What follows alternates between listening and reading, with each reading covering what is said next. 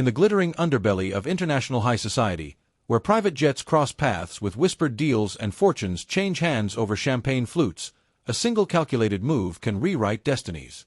This is the story of how one woman's ambition collided with another man's trust, and how the long arm of international justice refused to let the trail go cold. It began, as these stories often do, in Miami Beach on a humid evening in late spring 2023. The oceanfront hotels glowed against the darkening sky, and the sound of Latin rhythms drifted from rooftop pools. At a charity gala held at one of South Beach's most exclusive venues, Elena Voss stepped into the room like she belonged there. 34 years old, poised, with sharp cheekbones and an effortless smile that seemed to promise secrets, she wore a crimson gown that caught every light.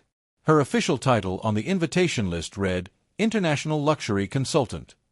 Few people asked what that meant exactly. They didn't need to. She moved through crowds the way water finds cracks, smooth, inevitable. Across the room stood Amir Hassan, 42, heir to a diversified investment portfolio built on Dubai real estate, shipping logistics, and discrete stakes in technology startups. Amir was not the stereotypical flashy royal. He preferred tailored suits over traditional robes in public, spoke fluent English with a measured accent, and valued discretion above ostentation.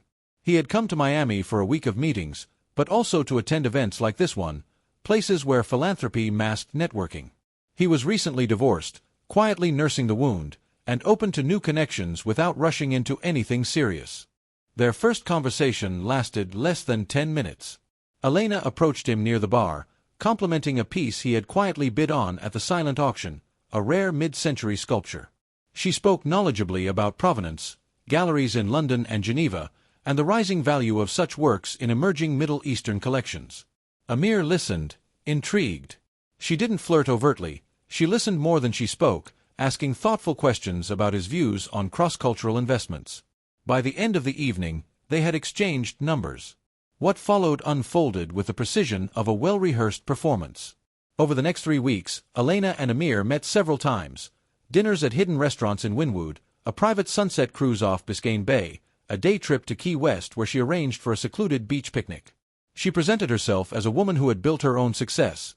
Orphaned young, self-made through smart real estate flips and consulting for ultra-high net worth clients. She spoke of a passion for art and architecture, hinting at upcoming projects that required significant capital. Amir, charmed by her intelligence and apparent independence, began to open up. He shared details about his family's holdings, his frustrations with slow-moving bureaucracy in certain deals, and his interest in diversifying into American luxury developments. Elena listened carefully. She learned that Amir's primary bank in Dubai handled large transfers routinely but required dual verification for sums over $2 million.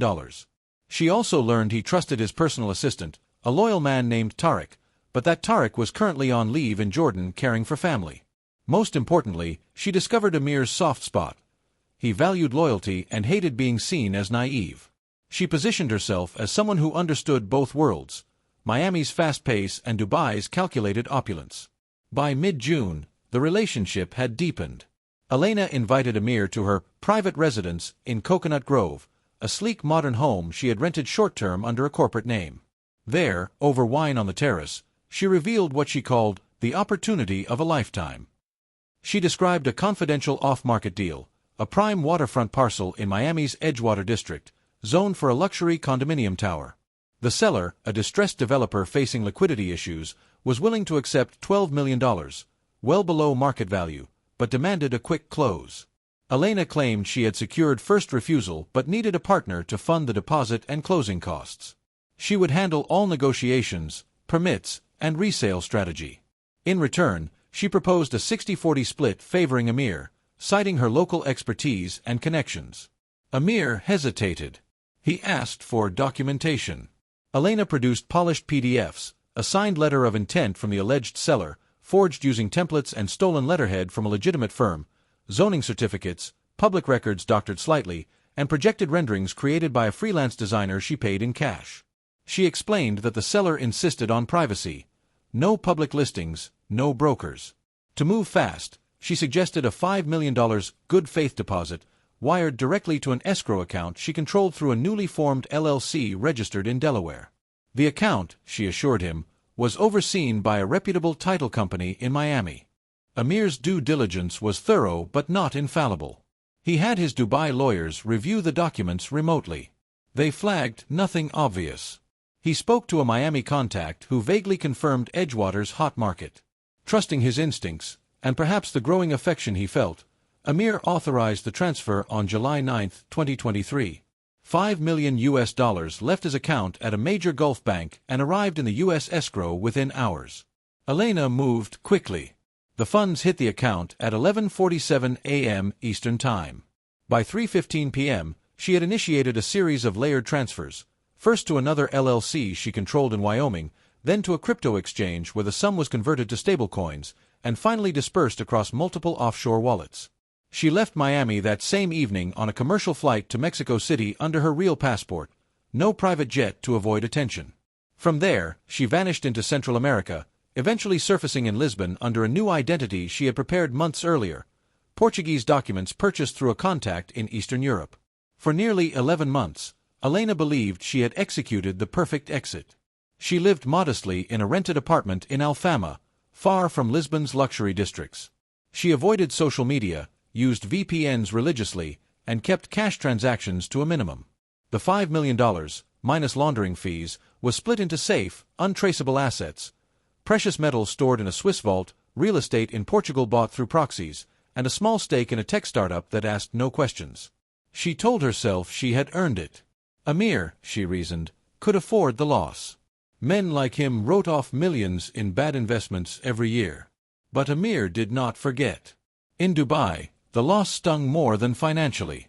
Amir felt betrayed, not just by the money, but by the violation of trust. He had prided himself on reading people. He hired a private investigation firm based in London with offices in Miami and the UAE. The firm specialized in cross-border financial fraud.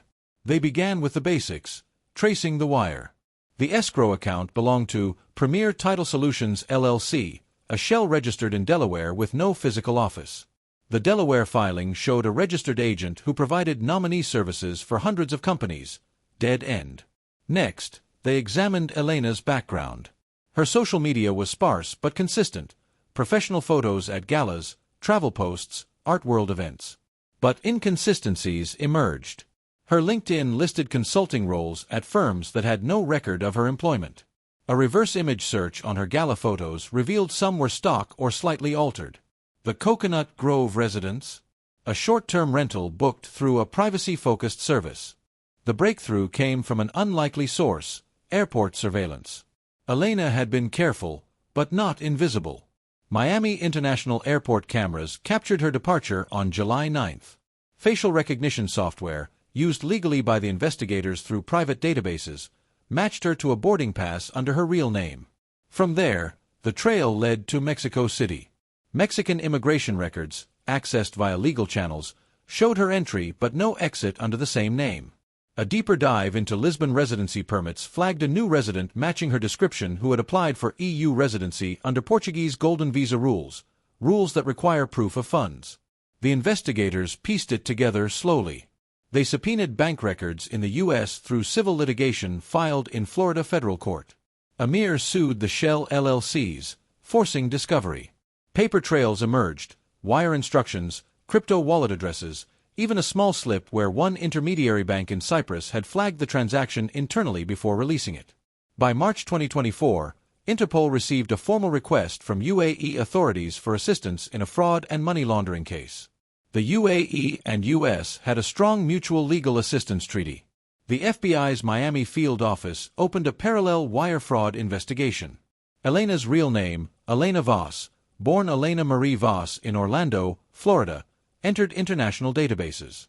She was arrested on June 12, 2024, in a quiet cafe in Cascais, Portugal. Portuguese police, acting on an Interpol red notice, moved in at dawn. Elena was sipping espresso when officers approached. She did not resist. Her new identity documents were in her purse, high quality, but not good enough to withstand forensic scrutiny. Extradition proceedings moved swiftly. Portugal approved her transfer to the United States in October 2024. She faced federal charges, wire fraud, money laundering, and conspiracy. Amir, still in Dubai, provided testimony via secure video link during pre-trial hearings. In Miami federal court, the case unfolded methodically. Prosecutors presented the paper trail, surveillance footage, and Elena's own communications recovered from seized devices. The defense argued entrapment and lack of intent to permanently deprive, but the evidence was overwhelming. On April 18, 2025, Elena Voss pleaded guilty to one count of international money laundering to avoid a longer trial. She was sentenced to 87 months in federal prison, with an order to pay full restitution. Amir recovered approximately $2.8 million through asset forfeiture and civil suits. The rest had been spent or lost in the laundering process. He did not speak publicly about the ordeal, but those close to him said it changed him. He became more guarded, less trusting of sudden connections. Elena, now inmate number 4782-019 at a low-security facility in Florida, spends her days in routine. She has time to reflect on the calculus that once seemed flawless. The glamour she chased was fleeting, the consequences are not. In the end, the story is not about the money. It is about the illusion that distance and deception can outrun accountability. Borders are porous, technology relentless, and justice, when patient, finds its way. The $5 million wire that left Dubai on that July morning did not simply disappear. It left echoes, legal filings, frozen accounts, courtroom transcripts, that eventually led back to a woman in a Miami courtroom, facing the consequences of believing she had gotten away with it.